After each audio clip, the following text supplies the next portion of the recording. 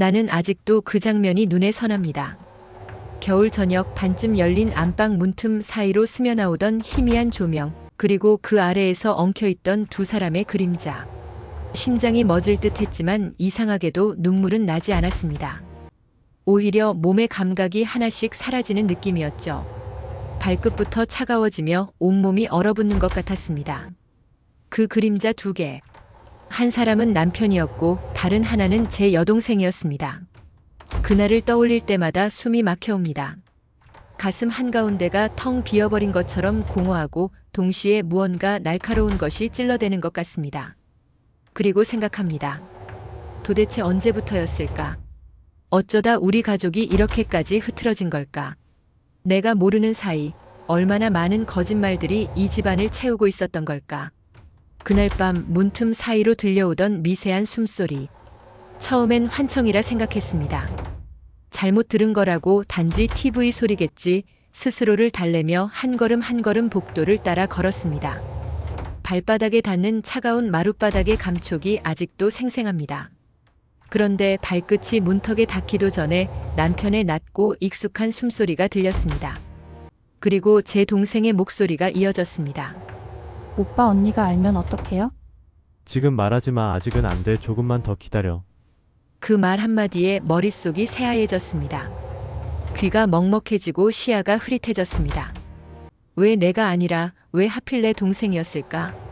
그 생각만이 머릿속을 가득 채웠습니다. 문고리를 잡으려던 손이 공중에서 멈춰섰습니다. 그 문을 열면 저는 돌아갈 수 없는 강을 건너게 될 것 같았습니다. 정말이지 내가 뭘 그렇게 잘못했을까? 언제부터 이렇게 된 걸까? 내가 너무 바빴나? 너무 무심했나? 아니면 애초에 나는 사랑받을 자격이 없었던 걸까? 하지만 이건 끝이 아니었습니다. 저는 아직 더 모르는 진실이 있었으니까요.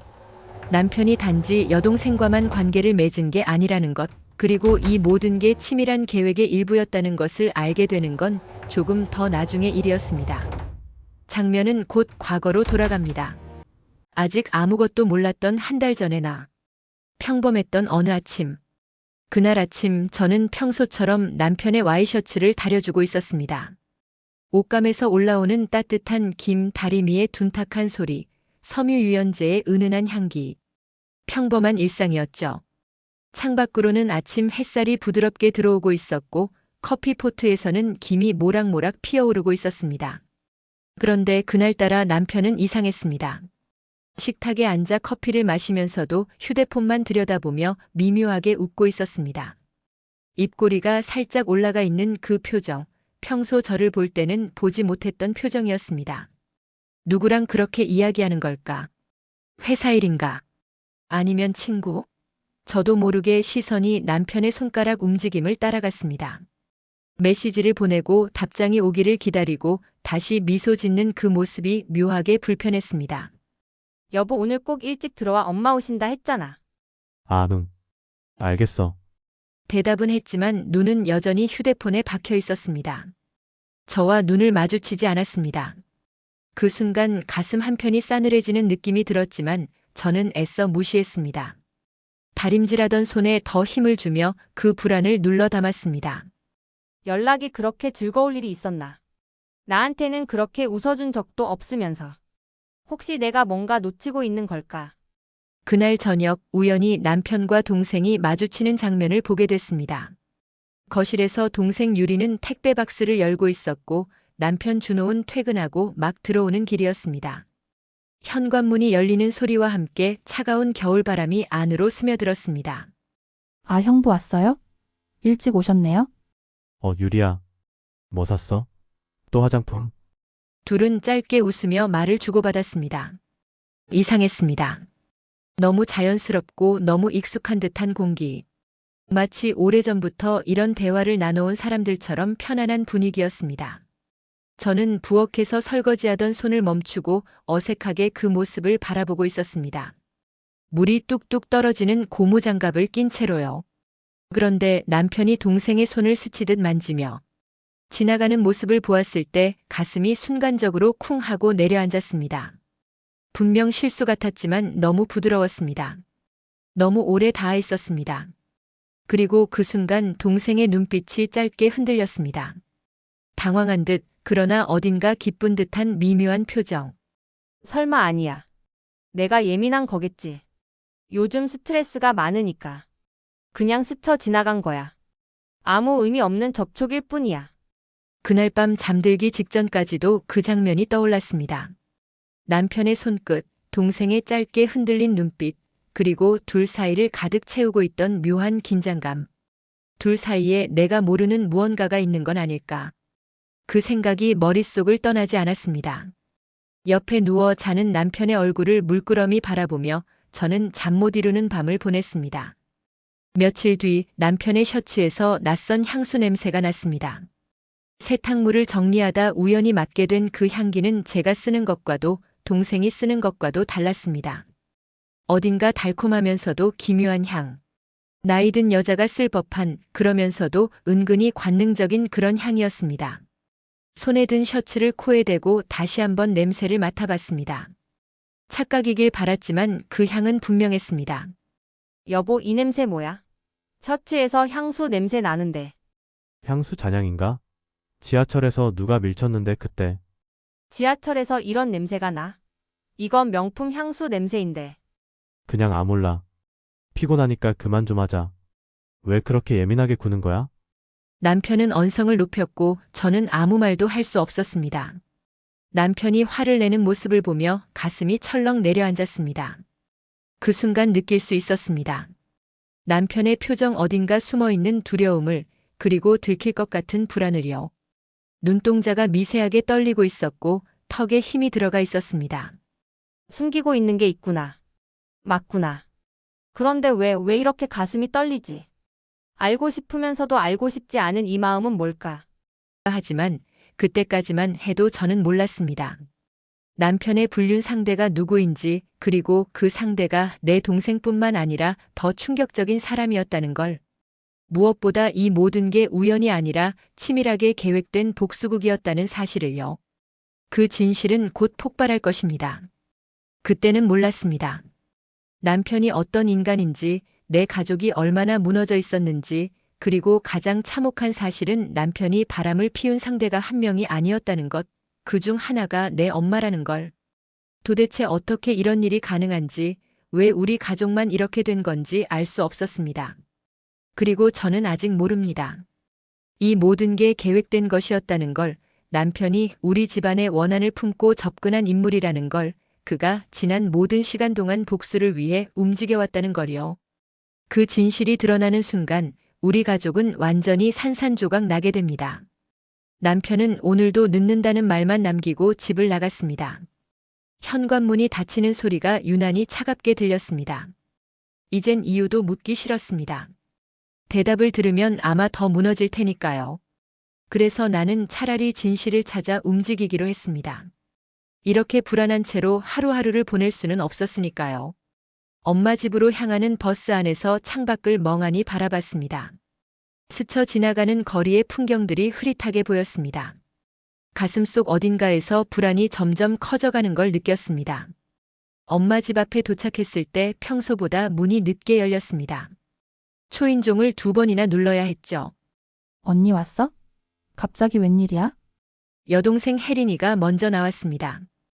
왜 혜린이가 집에 있지? 이 시간이면 유리는 피부샵에 있어야 했습니다. 머리도 대충 묶고 화장기 없는 얼굴로 나타난 혜린의 모습이 낯설었습니다. 뭔가 숨기는 듯한 표정, 불안한 눈빛이 스쳐 지나갔습니다. 엄마 어디 갔어? 아장 보러 나가셨어? 조금 있으면 오실걸? 혜린이가 너무 자연스러웠습니다. 너무 자연스럽다는 게 오히려 불안했습니다. 평소라면 언니가 왔다고 반가워했을 텐데 오늘은 뭔가 경계하는 듯한 분위기였습니다. 거실 테이블 위에는 컵 2개가 놓여 있었습니다. 하나는 혜린이가 마시던 것 같았지만 다른 하나는 아직 김이 모락모락 올라오고 있었습니다. 누가 있었던 거야? 방금 전까지 누군가 여기 있었던 게 분명해. 아니면 지금도 어딘가에. 나는 엄마 방으로 향했습니다. 복도를 지나며 발걸음이 점점 무거워졌습니다. 혜린이가 급히 말렸습니다. 언니 엄마 방은 안 돼. 엄마가 정리 중이셔서. 왜? 들어가지 말아야 할 이유 있어? 그 한 문장에 혜린의 표정이 굳었습니다. 뭔가 들키면 안 되는 게 분명히 있구나. 나는 천천히 방문을 밀었습니다. 문이 열리는 소리가 유난히 크게 들렸습니다. 엄마의 침대 그리고 정돈된 이불, 창문으로 들어오는 오후의 햇살. 평범한 방이었지만 왠지 모를 이질감이 공기를 채우고 있었습니다. 슬쩍 시선을 돌린 순간 침대 옆 탁자에 놓인 작은 가죽 파우치가 눈에 들어왔습니다. 남성용처럼 보이는 검은색 가죽 파우치. 엄마가 쓸만한 물건이 아니었습니다. 내가 그걸 집어들었을 때 뒤에서 혜린의 목소리가 떨렸습니다. 언니 그건 그냥 아무것도 아니야? 딱 봐도 그냥이 아니었습니다. 손에 쥔 파우치의 무게감이 묘하게 무거웠습니다. 지퍼를 열었습니다. 그리고 그 안에서 나온 것. 남편이 늘 쓰던 남성 향수. 그가 선물 받았다고 자랑하던 오직 하나뿐인 브랜드. 한정판이라며 소중히 다루던 그 향수였습니다. 나는 손끝까지 얼어붙었습니다. 향수병을 손에 쥔 채 멍하니 서 있었습니다. 그 향수는 절대 그냥 여기 있을 수 없었습니다. 남편은 이 향수를 어디에도 두고 다니지 않았습니다. 심지어 회사에서도 잠금 서랍에 넣어둘 정도로 아꼈습니다. 그런데 그 향수가 엄마 침대 옆 탁자에서 나왔습니다. 숨이 멎을 만큼의 정적이 흘렀습니다. 그리고 뒤에서 들리는 혜린의 조용한 숨소리. 거칠게 몰아쉬는 그 소리가 귀에 쩡쩡 울렸습니다. 언니 그건 준호 오빠가 맡기고 간 거야? 향수를? 굳이? 엄마 방에? 왜? 내 목소리는 점점 갈라졌습니다. 목구멍이 바짝 타들어가는 것 같았습니다. 혜린이가 대답을 하지 못했습니다. 입술만 파르르 떨릴 뿐 아무 말도 나오지 않았습니다. 그 침묵이 모든 걸 말해주고 있었습니다. 그때 엄마가 들어왔습니다. 현관문이 열리는 소리와 함께 비닐봉지 바스락거리는 소리가 들렸습니다. 엄마가 방문 앞에 서서 내 손에 있는 향수와 내 얼굴을 번갈아 보았습니다. 그리고 아무 말도 하지 않았습니다. 아무 말도 하지 않는다는 건 대답을 회피하는 사람만이 가진 표정이었습니다. 엄마 이게 왜 여기 있어? 남편 향수가 왜 엄마 방에 있는 거야? 엄마의 입술이 파르르 떨렸습니다. 손에 든 장바구니가 바닥에 떨어졌습니다. 감자며 당근이며 굴러다녔지만 아무도 줍지 않았습니다. 그냥 내가 오기 전에 준호가 잠깐 들렀어. 회사 근처라서. 준호. 엄마가 남편을 그렇게 친근하게 부르는 건 오직 아주 가까운 사이일 때뿐이었습니다. 시댁도 아니고 친정 엄마가 사위를 그렇게 부른다는 게 이상했습니다. 가슴이 뜨겁게 지독하게 뒤틀렸습니다. 언제부터였을까? 엄마와 남편이 이렇게 가까워진 게 내가 모르는 사이에 얼마나 자주 만났던 걸까? 엄마 남편이 여기 와서 뭐 했어? 왜 향수를 여기 두고 간 거야? 그건 엄마가 말을 잇기 전에 내 휴대폰이 울렸습니다. 진동 소리가 조용한 방 안에서 유난히 크게 울렸습니다. 화면을 보니 혜린의 이름이었습니다. 하지만 발신 번호는 혜린의 번호가 아니었습니다. 모르는 번호였습니다. 음성 메시지 도착. 혜린이가 내게 보낼 이유가 없는 메시지였습니다. 이건 누군가가 혜린이의 폰을 잡고 보낸 것이 분명했습니다. 나는 혜린이와 엄마를 동시에 쏘아보며 메시지를 재생했습니다. 손가락이 떨려서 재생 버튼을 2번이나 눌렀습니다. 스피커에서 흘러나온 목소리.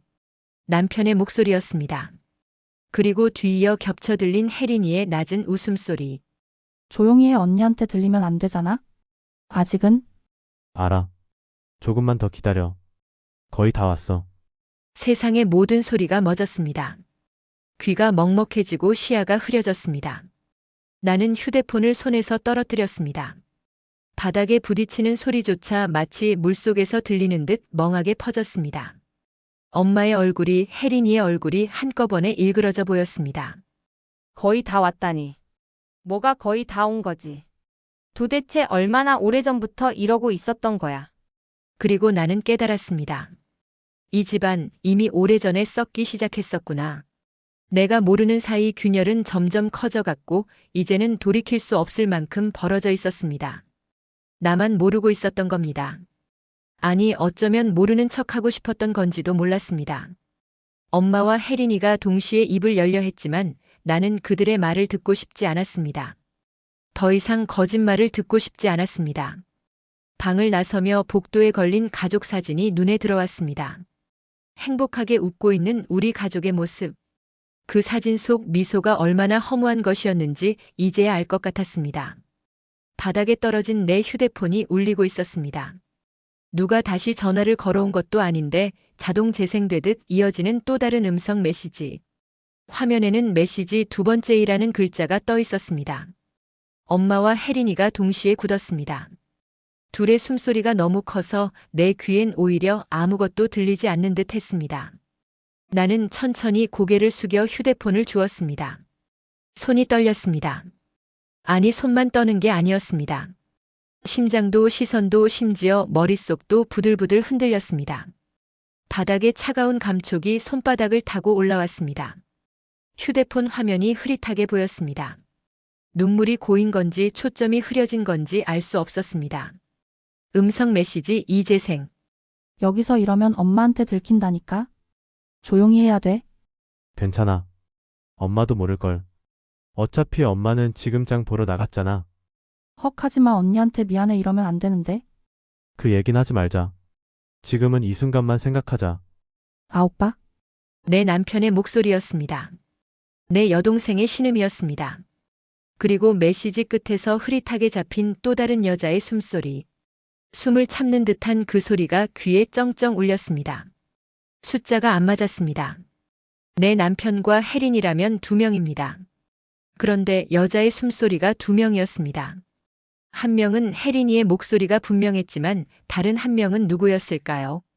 나이든 여자의 숨소리, 조심스럽게 숨을 고르는 그 소리. 나는 고개를 들었습니다. 시선이 엄마를 향했습니다. 엄마의 눈이 번쩍 흔들렸습니다. 순간적으로 시선을 피하는 그 미세한 동작, 그게 나를 무너지게 했습니다. 엄마의 얼굴이 창백하게 질려 있었고 입술은 파르르 떨리고 있었습니다. 엄마. 내 목소리는 깨진 유리처럼 갈라졌습니다. 목구멍이 말라붙어 제대로 소리가 나오지 않았습니다.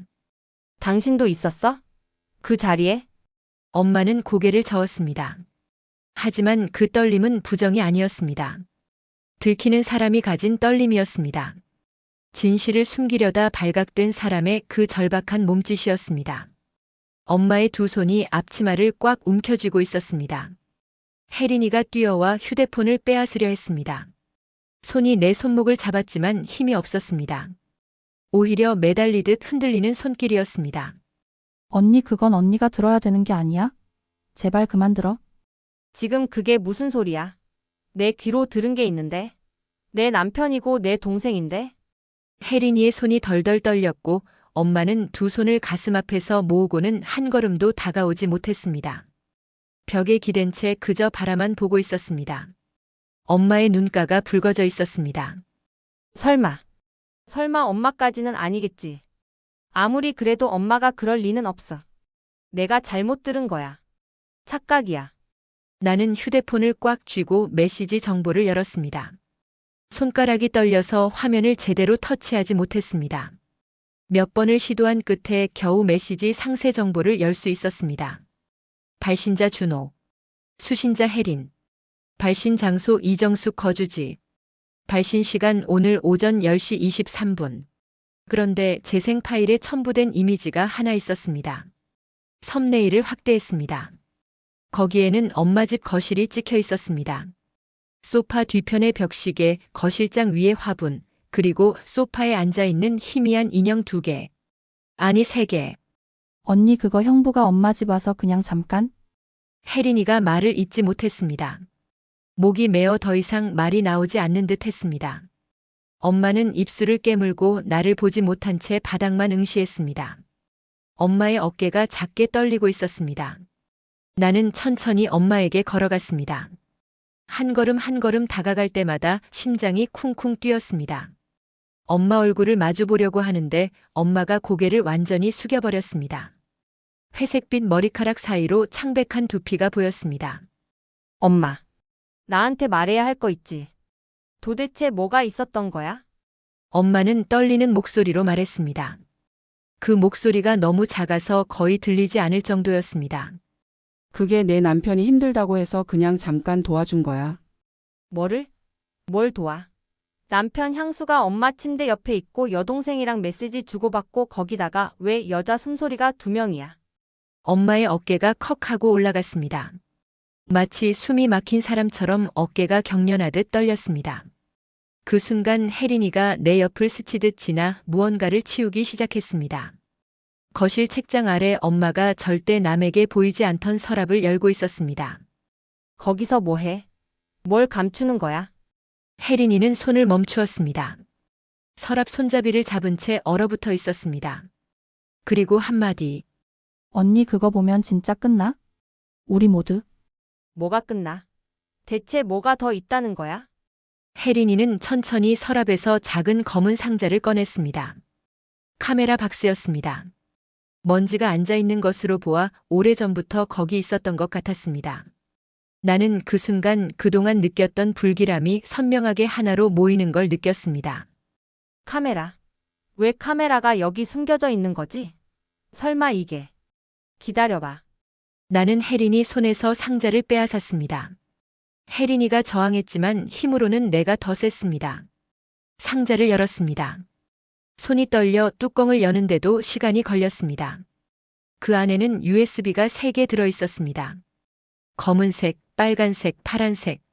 각각 라벨이 붙어 있었습니다. 손글씨로 빼곡하게 적혀 있었습니다. 남편의 글씨체였습니다. 집 거실 2023년 3월에서 2024년 11월. 엄마 방 야간 2024년 6월에서 2024년 11월. 혜린이 방 주말 2024년 8월에서 2024년 11월. 나는 USB를 집어들었습니다. 내 심장이 천천히 그리고 크게 떨어졌습니다. 손에 쥔 USB가 얼음처럼 차가웠습니다. 이거 뭐야? 이게 다 뭐야? 엄마가 비명을 지르듯 말했습니다. 보지 마. 제발 그건 보면 안 돼. 혜린이도 울먹였습니다. 얼굴이 새하얗게 질려 있었고 눈물이 주르륵 흘러내리고 있었습니다. 언니 그거 보면 우리 셋 다 끝나 정말로 돌이킬 수 없어? 나는 USB를 들고 엄마와 혜린이를 향해 말했습니다. 목소리가 놀랍도록 차분하게 나왔습니다.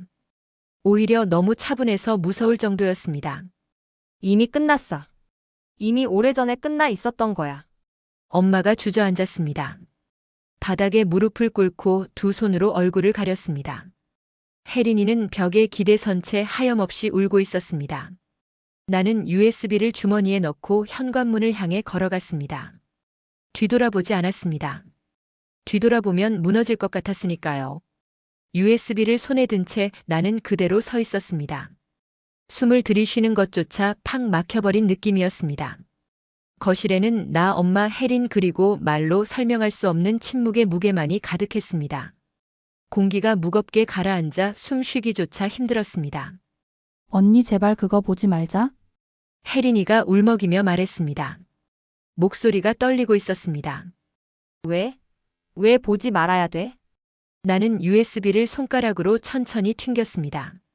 작은 플라스틱 조각인데 이게 지금 우리 가족을 산채로 갈라버리는 칼날 같았습니다.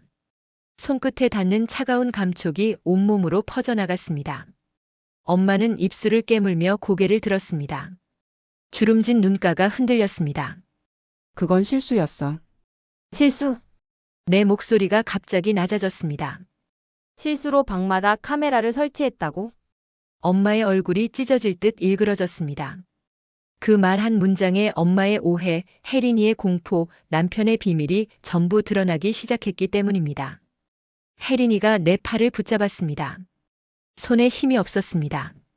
언니 그거 엄마가 설치한 거 아니야? 나는 멈췄습니다. 그럼 누가 했는데? 잠시의 망설임이 흘렀습니다. 그리고 혜린이가 고개를 떨구며 말했습니다. 형부야?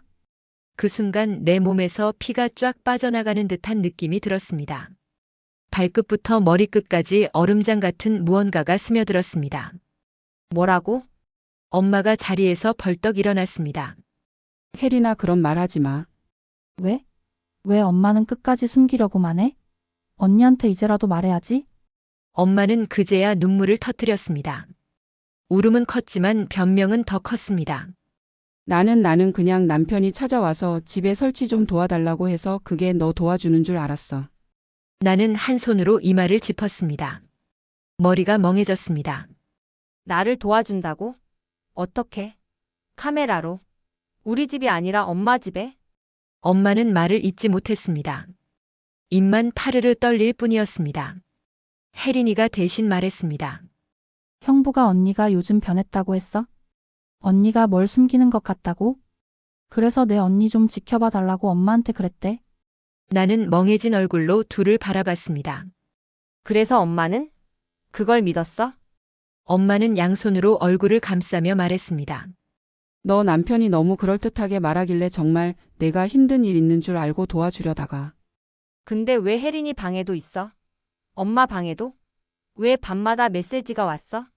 왜 남편이 여길 드나들었는데? 이젠 변명조차 없었습니다. 엄마는 고개를 감춘 채 울기만 했습니다. 어깨가 들썩이며 흐느끼는 소리만이 방 안을 채웠습니다. 이제 알아야 해. 더 이상 피할 수 없어. 이 USB 안에 뭐가 있든 나는 견뎌내야 해. 나는 USB를 노트북에 꽂았습니다. 엄마가 달려와 막으려 했습니다. 안 돼. 제발. 그건 보지 마. 엄마가 막는다고 내가 멈출 것 같아. 삑 하는 연결음이 떴습니다. 폴더 내부는 날짜별로 정리되어 있었습니다. 거실 1203, MP4 엄마 방야간 1208, MP4 혜린이 방 주말 1210, MP4. 나는 가장 상단의 거실 파일을 클릭했습니다. 영상이 재생되기 전 내 심장은 이미 무너져 내리기 시작했습니다. 카메라는 천장 모서리에 설치되어 있었습니다. 화각이 넓게 잡혀 있었습니다. 처음에는 아무도 없었습니다. 오래된 탁자, 소파 그리고 엄마가 아끼던 커튼만 보였습니다. 고요했습니다. 그런데 20초 후 현관문이 열렸습니다. 남편이 들어왔습니다. 나는 숨을 삼켰습니다. 남편은 주변을 둘러봤습니다. 익숙한 사람처럼 자연스럽게 걸었습니다.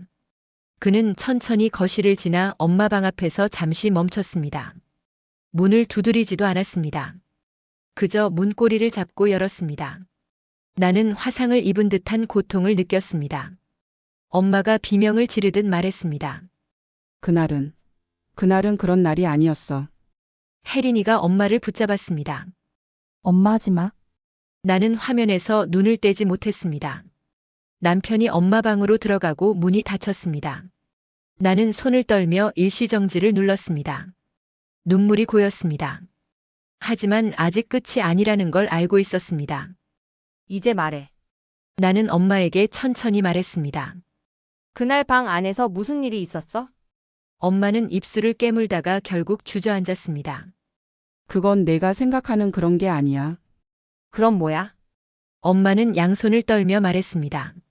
너희 남편이 너 몰래 나랑 혜린이를 협박했어. 순간 공기가 사라졌습니다. 나는 숨을 들이켰는데 아무것도 들어오지 않았습니다. 협박? 혜린이가 울먹이며 고개를 끄덕였습니다. 언니 형부 우리가 말하면 언니 버리고 간다고 그랬어? 우리 때문에 이 집 박살 난다고? 내 두 눈에서 쏟아지는 눈물을 멈출 수 없었습니다. 그래서 둘 다 입 다물고 있었어. 엄마가 떨리는 목소리로 마지막을 말했습니다. 너희 남편이 우리 세 사람을 통째로 쥐고 있었어. 나는 USB를 다시 바라봤습니다. 그 안에는 우리 가족이 무너지는 소리, 숨기는 눈빛, 강요된 침묵 그 모든 게 담겨 있었습니다. 그리고 아직 2개의 영상이 더 남아 있었습니다. 내 손은 떨렸지만 마우스를 놓지 않았습니다. 이제 더 이상 피할 수 없었습니다. USB 안에 있는 2개의 영상 중 하나가 바로 엄마 방야간 1208 MP4였습니다.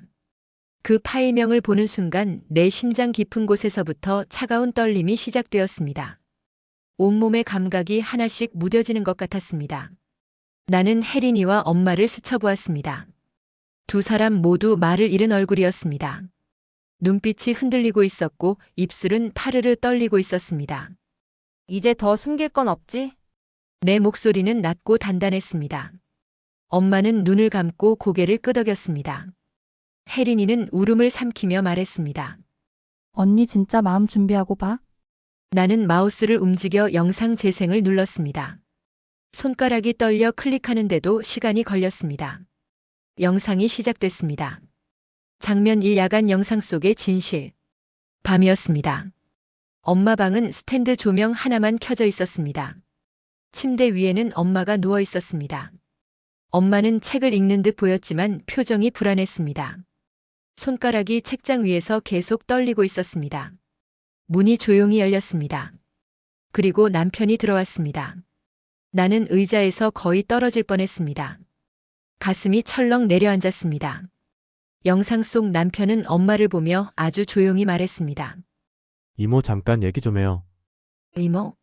남편이 엄마에게 그렇게 부른 적은 딱 한 번도 없었습니다. 엄마도 놀란 듯 몸을 일으켰습니다. 그만 좀 와. 제발. 오늘은 안 된다고 했잖아. 남편은 문을 닫으며 천천히 다가왔습니다. 그 얼굴은 이제까지 내가 보던 남편이 아니었습니다. 낯설고 서늘하고 집요한 어딘가 뒤틀린 사람의 얼굴이었습니다. 남편이 침대 모서리에 앉았습니다. 엄마는 곧바로 자리에서 물러났습니다. 누가 보면 어떡하려고. 남편은 낮게 웃었습니다. 누가 보긴요. 여기서 우리 둘밖에 없는데. 그 웃음은 내 가슴을 그대로 찢어버렸습니다. 내가 사랑한다고 믿었던 사람의 목소리가 그토록 기분 나쁘고 더러운 뉘앙스를 띠고 있었다니. 귀를 막고 싶었지만 나는 화면에서 눈을 떼지 못했습니다. 엄마는 손을 꼭 쥐었습니다. 나 너한테 그런 감정 없다고 했잖아. 그리고 너도 알고 있잖아. 그건 정말 안 되는 거라고. 남편이 엄마의 손목을 잡았습니다. 엄마가 깜짝 놀라 손을 빼려 했지만 남편의 손이 훨씬 강했습니다. 아줌마 난 이미 너무 많이 알아버렸어요. 방 안의 공기가 얼어붙었습니다. 남편이 속삭였습니다. 언니 집 CCTV. 혜린이 회사. 아줌마 통장으로 들어온 돈. 전부 내가 모르는 줄 알아요? 엄마는 얼굴이 하얗게 질렸습니다. 그건 내 형이 해결해 준 거잖아. 20년 전에 그 일 때문에. 나는 눈을 크게 떴습니다. 그 일, 20년 전, 형. 남편에게 형이 있다고 들은 적이 없었습니다. 아니, 남편은 형은 죽었다고 했었습니다. 아주 오래전에 말이죠. 그런데 엄마가 지금 말한 건 전혀 다른 의미였습니다. 형이 있었다고? 20년 전? 우리 집이랑 무슨 관계가 있는 거야? 도대체 그때 무슨 일이 있었던 거지? 장면 2 협박과 대가. 영상 속 엄마는 떨리는 목소리로 계속 말했습니다. 너희 형이 우리 집 도와줬다고 그 일 덮어준 것도 우릴 살려준 것도 그것 때문에 우리가. 남편이 갑자기 목소리를 높였습니다. 그럼 대가를 치러야죠. 엄마는 입을 틀어막으며 울기 시작했습니다. 어깨가 들썩이며 흐느끼는 소리가 마이크에 고스란히 잡혔습니다. 나 이제 못하겠어 더 이상은. 남편이 엄마에게 얼굴을 가까이 들이댔습니다. 그럼 딸한테 말하라고 하세요. 남편이 우리 가족 잡고 있다고. 말하면 어떻게 될지 알잖아요.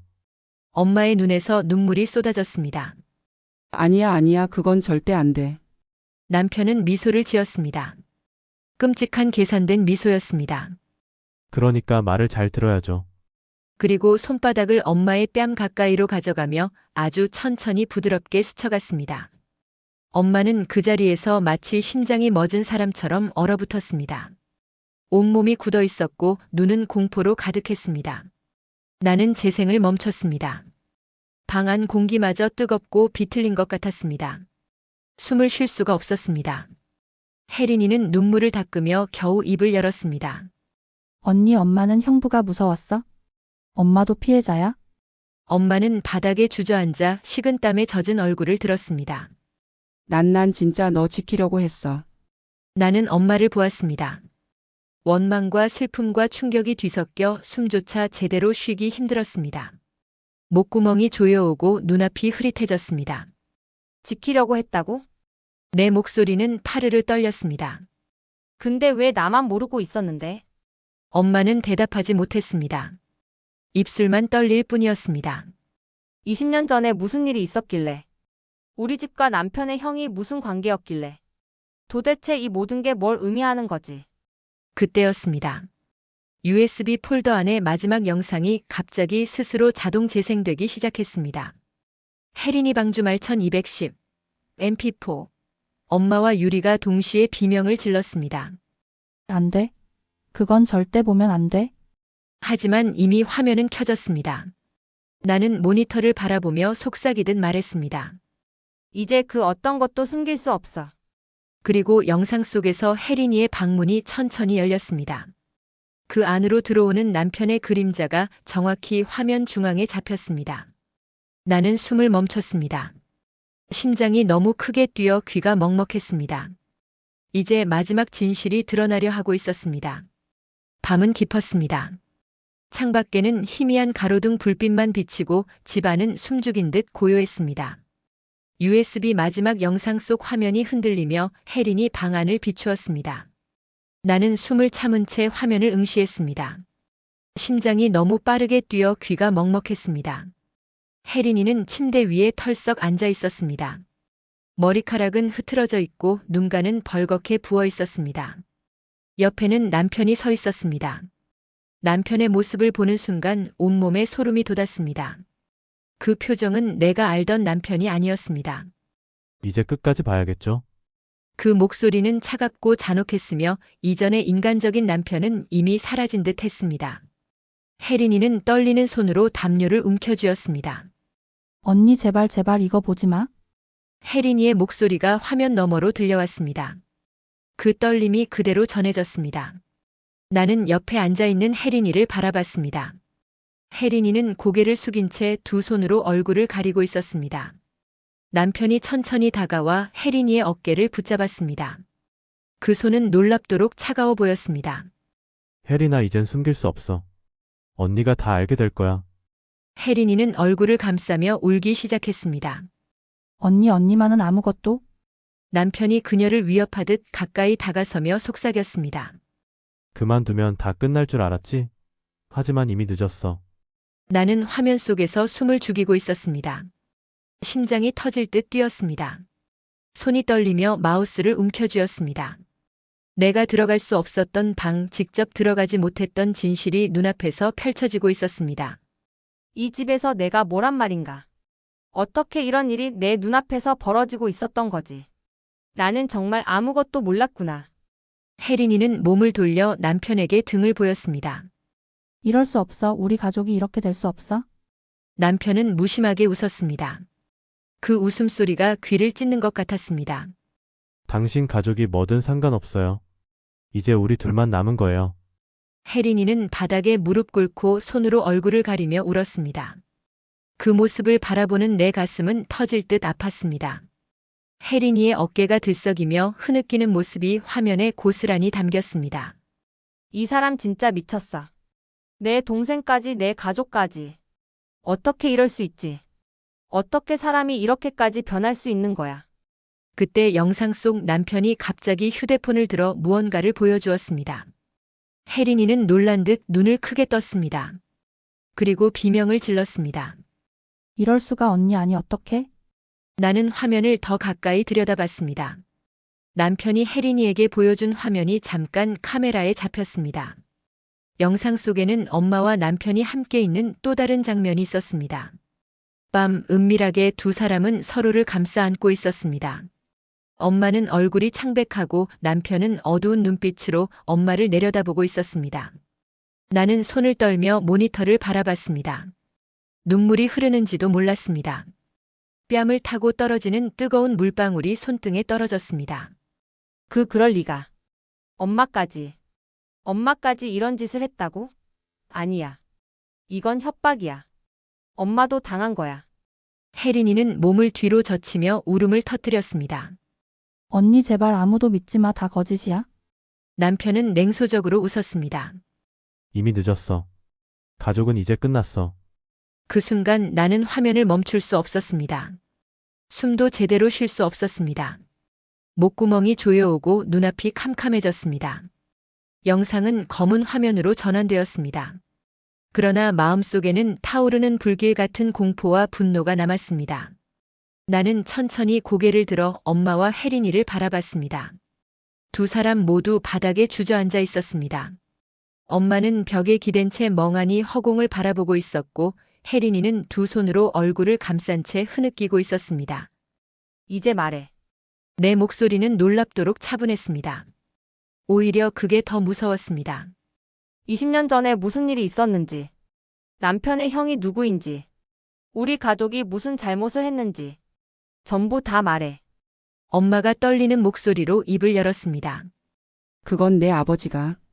나는 숨을 멈췄습니다. 아버지?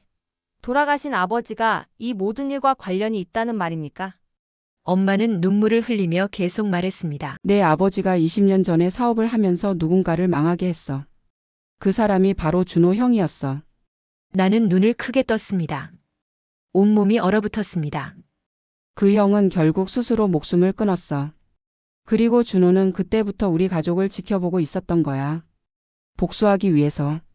복수. 그래, 이 모든 게 복수였구나. 결혼도 사랑도 가족도 전부 다 거짓이었어. 나는 그저 복수의 도구였을 뿐이야. 혜린이가 떨리는 목소리로 말했습니다. 언니 형부는 처음부터 우리를 무너뜨리려고 했어. 언니랑 결혼한 것도 엄마 약점 잡은 것도 나한테 접근한 것도 전부 계획이었어. 나는 USB를 꺼내 손에 쥐었습니다. 그 작은 플라스틱 조각이 우리 가족 전체를 무너뜨렸습니다. 나는 천천히 일어섰습니다. 이제 남편을 만나야겠어.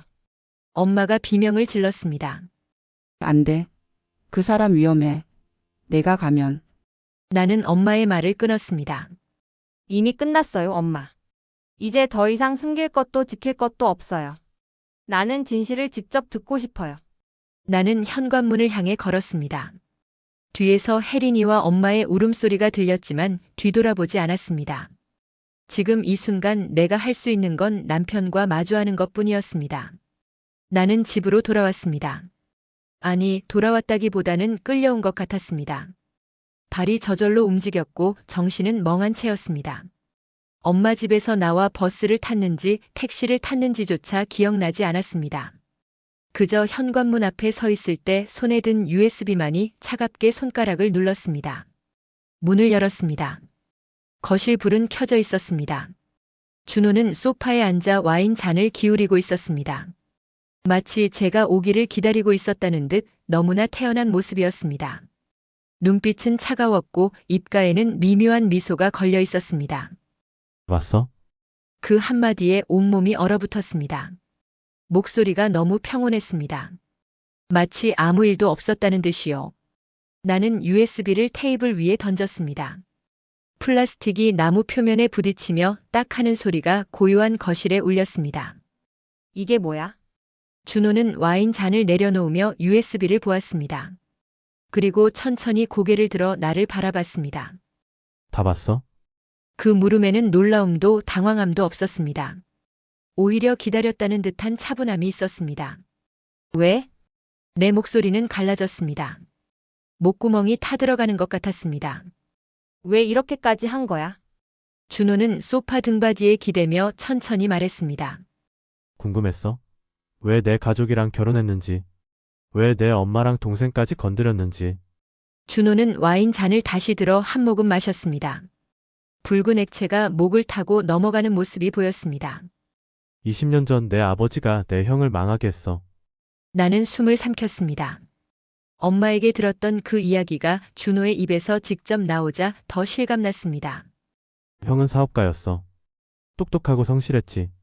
근데 내 아버지가 형 거래처를 빼돌리고 계약서를 조작해서 형을 파산시켰어. 준호의 목소리가 점점 낮아졌습니다. 형은 빚더미에 앉았고 가족들은 뿔뿔이 흩어졌어. 형수는 애를 데리고 떠났고 형은 결국 스스로 목숨을 끊었지. 나는 입술을 깨물었습니다. 아버지가 그런 사람이었다는 걸 믿고 싶지 않았습니다. 하지만 지금 이 순간 부정할 수도 없었습니다. 그래서? 내 목소리는 떨렸습니다. 그래서 나한테 복수한 거야? 나랑 결혼하고 내 가족을 망가뜨린 게 복수야. 준호는 웃었습니다. 차갑고 날카로운 웃음이었습니다. 처음엔 그냥 내 아버지 회사를 망하게 할 생각이었어. 근데 알고 보니 아버지는 이미 죽었더라고. 암으로. 그의 눈빛이 더욱 어두워졌습니다. 그래서 계획을 바꿨어. 내 아버지가 가장 사랑했던 가족을 무너뜨리기로. 이 사람은 미쳤어. 완전히 미쳐버렸어. 20년 동안 이런 걸 계획했다니. 나는 그저 복수의 도구였을 뿐이야. 준호는 소파에서 일어나 창가로 걸어갔습니다. 밤하늘을 바라보며 계속 말했습니다. 너한테 접근한 건 우연이 아니었어. 내가 다니던 회사, 내가 자주 가던 카페, 내가 좋아하는 음악까지 전부 조사했지. 나는 뒷걸음질 쳤습니다. 온몸에 소름이 돋았습니다. 첫 만남도 계획이었어. 내가 비 오는 날 우산 없이 컸던 거 알고 일부러 같은 길로 갔지. 우산 빌려준 것도 계산이었고. 그 추억. 내가 가장 소중하게 간직했던 첫 만남의 순간이 모두 거짓이었다는 게 믿어지지 않았습니다. 가슴이 찢어지는 것 같았습니다. 결혼하고 나서는 더 쉬웠어. 내 엄마가 과거에 빚 문제가 있었던 거 알고 있었거든. 그걸 빌미로 협박했지. 엄마도 피해자였구나. 그래, 엄마 표정이 그랬던 거야. 협박당하고 있었던 거였어. 혜린이는? 내 목소리는 거의 속삭임에 가까웠습니다. 혜린이도 계획이었어? 준호가 고개를 돌렸습니다. 그 눈빛에는 어떤 감정도 없었습니다. 혜린이는 약했어. 언니 남편한테 관심 있는 거 너무 티 났거든. 조금만 유혹하면 넘어올 줄 알았어. 그리고 그게 맞았지. 나는 주먹을 쥐었습니다. 손톱이 손바닥에 파고들어 아팠지만 그 고통조차 느껴지지 않았습니다. 그럼 나는? 내 목소리가 떨렸습니다. 나한테는? 단 한 번도 진심이었던 적 없어? 준호는 잠시 침묵했습니다. 그 침묵이 너무 길어서 숨이 막힐 것 같았습니다. 처음엔 없었어. 그 한마디에 가슴이 무너져 내렸습니다. 근데 준호가 말을 이었습니다. 시간이 지나면서 조금씩 흔들렸어. 내가 나한테 웃어줄 때, 내 걱정해줄 때, 밤새 간호해줄 때, 그가 손으로 얼굴을 쓸어내렸습니다. 그게 더 화나더라고. 내가 좋아지는 내 자신이 너무 싫었어. 형한테 미안했고, 나는 눈물을 흘렸습니다. 뜨거운 눈물이 뺨을 타고 흘러내렸습니다. 그래서 더 심하게 한 거야? 준호는 대답하지 않았습니다. 그 침묵이 답이었습니다. 너 때문에 내 가족이 무너졌어. 내 목소리는 점점 커졌습니다. 엄마는 협박당했고 혜린이는 이용당했고 나는 사랑이라고 믿었던 게 전부 거짓이었어. 준호는 여전히 창밖만 바라보고 있었습니다. 미안해. 그 말이 나를 더 무너뜨렸습니다. 미안하다는 말로 무엇이 해결됩니까? 20년의 복수로 무너진 가족이 그 한마디로 돌아옵니까? 이제 어떻게 살아야 하지? 내 인생 전부가 거짓이었는데. 믿었던 사람도 사랑했던 시간도 전부 다. 근데 말이야. 준호가 갑자기 말했습니다. 내가 더 알아야 할 게 하나 있어. 나는 고개를 들었습니다. 더 이상 무엇이 남았습니까? 내 아버지 이야기 있잖아. 그거 전부 사실은 아니야. 나는 눈을 크게 떴습니다. 뭐? 준호는 천천히 돌아섰습니다. 형이 파산한 건 맞아. 근데 내 아버지만의 잘못은 아니었어. 형도 잘못된 투자를 했고 판단 실수도 많았지. 나는 숨을 멈췄습니다. 그럼 왜? 그래도 누군가를 원망해야 살 수 있었으니까. 준호의 목소리가 처음으로 흔들렸습니다. 형이 죽고 나서 나는 미쳐버릴 것 같았어. 누군가를 탓하지 않으면 내가 무너질 것 같았어. 그래서 내 아버지를 악마로 만들었지. 나는 바닥에 주저앉았습니다. 더 이상 서 있을 힘이 없었습니다. 그럼 이 모든 게 무의미했다는 거야. 준호는 대답하지 않았습니다. 다만 천천히 현관으로 걸어갔습니다. 어디가? 내가 물었습니다. 모르겠어. 그냥 여기서 멀리. 준호는 문고리를 잡았습니다. 그리고 뒤돌아보지 않고 말했습니다. 자기야. 진짜 미안해. 내가 행복했으면 좋겠어. 문이 닫혔습니다. 나는 텅 빈 거실에 혼자 남겨졌습니다. 휴대폰이 울렸습니다.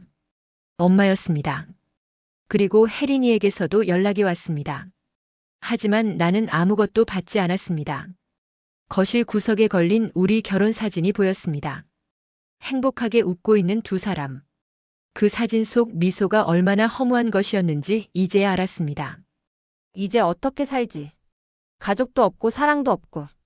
근데 이상하게 살아야 할 것 같아. 무너졌지만 끝은 아니야. 아직 끝이 아니라고 믿고 싶어.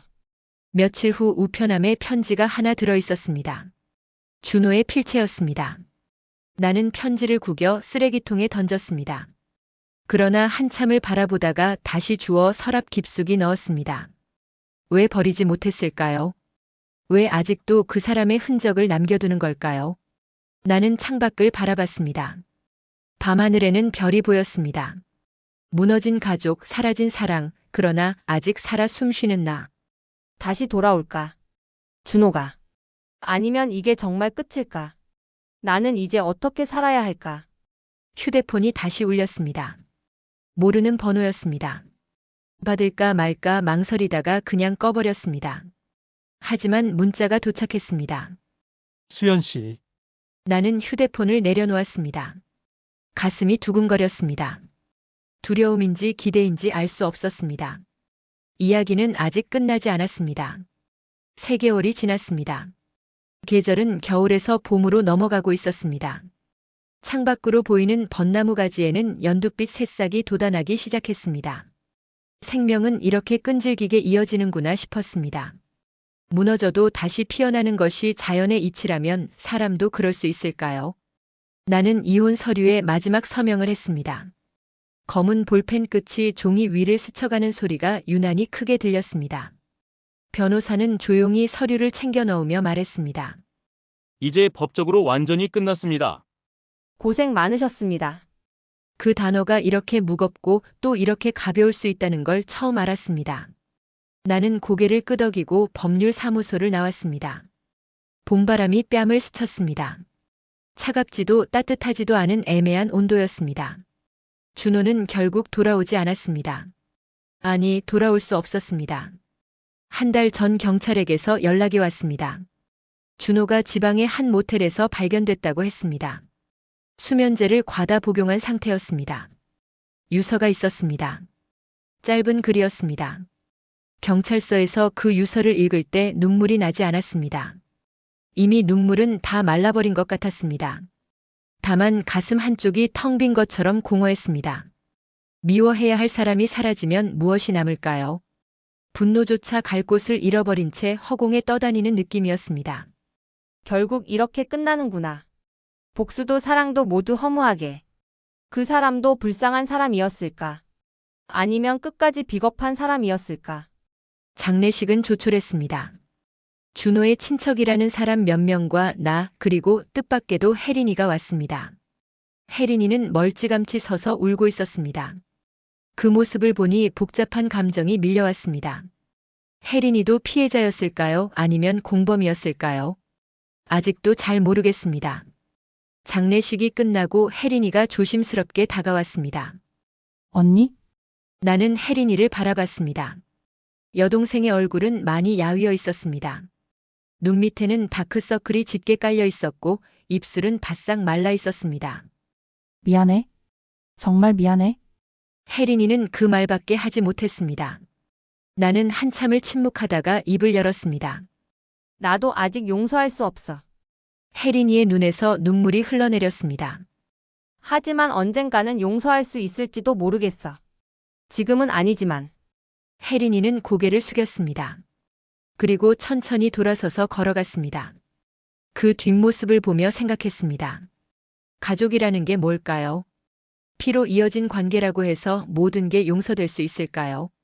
하지만 동시에 피로 이어진 관계이기에 완전히 끊을 수도 없는 걸까요? 엄마와는 장례식 이후 한 번도 연락하지 않았습니다. 엄마도 먼저 연락하지 않았습니다. 서로에게 필요한 시간이었던 것 같습니다. 그러던 어느 날 엄마가 집 앞에 서 있었습니다. 문을 열자 엄마는 손에 보자기에 싼 무언가를 들고 있었습니다. 들어와도 될까? 나는 잠시 망설이다가 문을 열어주었습니다. 엄마는 천천히 거실로 들어와 보자기를 풀었습니다. 안에는 오래된 사진첩이 있었습니다. 내 아버지 이야기 좀 해야 할 것 같아서. 엄마는 사진첩을 펼쳤습니다. 젊은 시절 아버지와 엄마의 사진들이 있었습니다. 행복해 보이는 미소, 서로를 바라보는 눈빛. 내 아버지는 완벽한 사람은 아니었어. 엄마의 목소리가 떨렸습니다. 사업하면서 실수도 많이 했고 누군가에게 상처를 준 것도 사실이야. 준호 형이 그랬던 것처럼. 나는 사진을 들여다봤습니다. 아버지의 얼굴이 낯설게 느껴졌습니다. 하지만 아버지는 그 일로 평생 괴로워했어. 자기가 망하게 한 사람들 생각하며 밤마다 술을 마셨지. 엄마가 눈물을 닦았습니다. 아버지도 완벽하지 않았지만 너를 정말 사랑했어. 그건 거짓이 아니야. 나는 고개를 끄덕였습니다.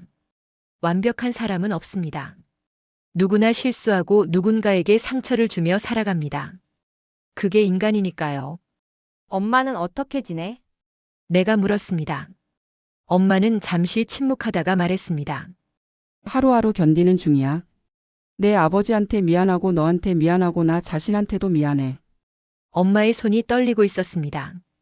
나는 그 손을 잡았습니다. 따뜻하고 주름진 손이었습니다. 평생 가족을 위해 일한 손이었습니다. 엄마는 울음을 터뜨렸습니다. 한참을 울고 나서 엄마는 말했습니다. 고마워. 그 말 들으니 조금은 숨이 쉬어지는 것 같아. 엄마가 돌아간 후 나는 오랫동안 창밖을 바라봤습니다. 벚꽃이 만개하기 시작했습니다. 분홍빛 꽃잎들이 바람에 흩날리며 거리를 수놓았습니다. 아름답지만 슬픈 풍경이었습니다. 이혼 서류, 장례식, 엄마와의 대화. 모든 게 정리됐습니다. 이제 남은 건 나 자신뿐이었습니다. 거울 앞에 섰습니다. 거울 속 여자는 많이 야위었지만 눈빛만은 예전보다 단단해 보였습니다. 하지만 삶은 멈추지 않았습니다. 다음 날도 해는 떴고 배는 고팠고 잠은 와야 했습니다. 나는 천천히 일상으로 돌아가기 시작했습니다. 회사에 복직했고 친구들을 만났고 혼자 영화도 봤습니다. 처음엔 모든 게 어색했습니다. 혼자 밥을 먹는 것도 혼자 잠드는 것도 아침에 눈을 뜨는 것조차 낯설었습니다.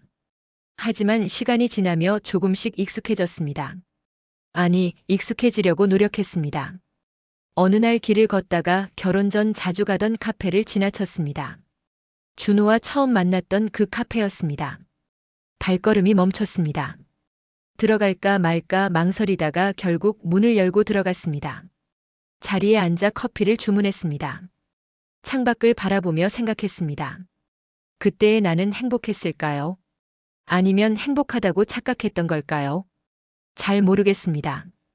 다만 그 시간들이 완전히 무의미하지는 않았다는 걸 이제는 알 것 같습니다. 거짓으로 시작된 사랑이었지만 내가 느낀 감정만은 진짜였어. 그 상처도 진짜고 그 아픔도 진짜야. 그리고 이제 다시 일어서려는 이 마음도 진짜야. 혜린이에게서 문자가 왔습니다. 언니 나 해외로 떠나? 나는 답장을 보내지 않았습니다. 다만 마음속으로 말했습니다. 잘 가라고 그리고 행복하라고. 엄마는 시골로 내려가셨습니다. 작은 집을 얻어 혼자 사신다고 했습니다. 가끔 전화로 안부를 묻습니다. 예전처럼 편하지는 않지만 그래도 조금씩 관계를 회복해 가고 있습니다. 그리고 나는 이 도시에 남았습니다. 무너진 가족, 사라진 사랑, 깨진 믿음. 모든 게 흔적으로 남았지만 그래도 살아가고 있습니다. 어느 봄날 오후 나는 한강 둔치를 걷고 있었습니다. 벚꽃잎이 바람에 날려 강물 위에 떨어졌습니다. 꽃잎은 물결을 따라 흘러가다가 이내 사라졌습니다. 아름답고 덧없는 순간이었습니다. 그때 옆에서 누군가 말을 걸었습니다. 혹시 괜찮으시면 사진 한 장 찍어주실 수 있을까요? 젊은 커플이었습니다. 행복해 보이는 미소, 서로를 바라보는 눈빛. 나는 미소 지으며 고개를 끄덕였습니다. 그럼요. 카메라를 건네받아 사진을 찍어줬습니다. 커플은 고맙다는 인사를 하고 손을 잡고 걸어갔습니다. 그 뒷모습을 보며 생각했습니다. 저들도 언젠가 상처받고 무너질지도 모릅니다. 하지만 지금 이 순간만은 진짜로 행복한 거겠죠. 나도 다시 사랑할 수 있을까? 누군가를 다시 믿을 수 있을까? 잘 모르겠어. 하지만 지금은 괜찮아. 혼자여도 괜찮아. 무너졌지만 다시 일어섰으니까. 집으로 돌아오는 길에 슈퍼마켓에 들렀습니다. 장을 보며 생각했습니다. 내일은 뭘 먹을까, 주말에는 뭘 할까. 소소하고 평범한 고민들이었습니다. 그런데 이상하게도 그 평범함이 소중하게 느껴졌습니다. 집에 도착해 짐을 내려놓고 거실 창문을 열었습니다. 봄바람이 들어왔습니다. 이제는 조금 따뜻해진 바람이었습니다. 나는 소파에 앉아 차 한 잔을 끓였습니다. 따뜻한 김이 피어올랐습니다. 벽에 걸린 가족 사진을 내렸습니다. 더 이상 볼 필요가 없었습니다. 대신 새로 산 그림을 걸었습니다. 들판에 핀 꽃들 그림이었습니다. 화려하지도 특별하지도 않았지만 왠지 마음이 편안해졌습니다. 이제 괜찮아. 아직도 아프지만 괜찮아. 무너졌지만 살아있으니까. 그리고 언젠가는 다시 웃을 수 있을 거야. 진짜로 웃을 수 있는 날이 올 거야. 휴대폰에 알림이 떴습니다. SNS에서 누군가 나를 태그했습니다. 대학 동창이었습니다.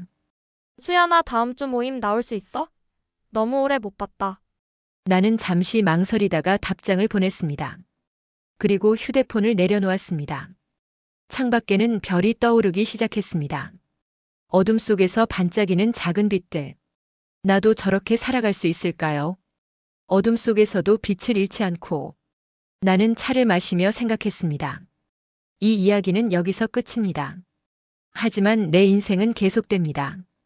상처받았지만 무너지지 않았고 배신당했지만 포기하지 않았습니다. 그리고 어쩌면 세상 어딘가에는 나처럼 무너지고 일어서는 여자들이 있을 겁니다. 사랑하고 상처받고 그래도 다시 살아가는 사람들. 우리는 혼자가 아닙니다. 나는 창문을 닫고 불을 껐습니다. 침대에 누워 천천히 눈을 감았습니다. 내일도 해는 뜰 것이고 나는 살아갈 것입니다. 그것만으로도 충분했습니다. 무너진 가족, 깨진 사랑. 하지만 살아남은 한 여자의 이야기. 당신의 가족은 안녕하신가요? 여기까지 수연의 이야기였습니다. 복수로 시작된 결혼, 무너진 가족, 그리고 그 속에서 살아남은 한 여자의 이야기를 들어주셔서 감사합니다. 혹시 여러분도 비슷한 경험이 있으신가요? 가족 안에서 느꼈던 배신, 믿었던 사람에게 받은 상처, 그래도 다시 일어서려 했던 순간들. 댓글로 여러분의 이야기를 들려주세요. 여러분은 혼자가 아닙니다. 그리고 수연이 앞으로 어떻게 살아갈 것 같으신가요? 다시 사랑할 수 있을까요? 엄마 혜린이와는 진짜 화해할 수 있을까요?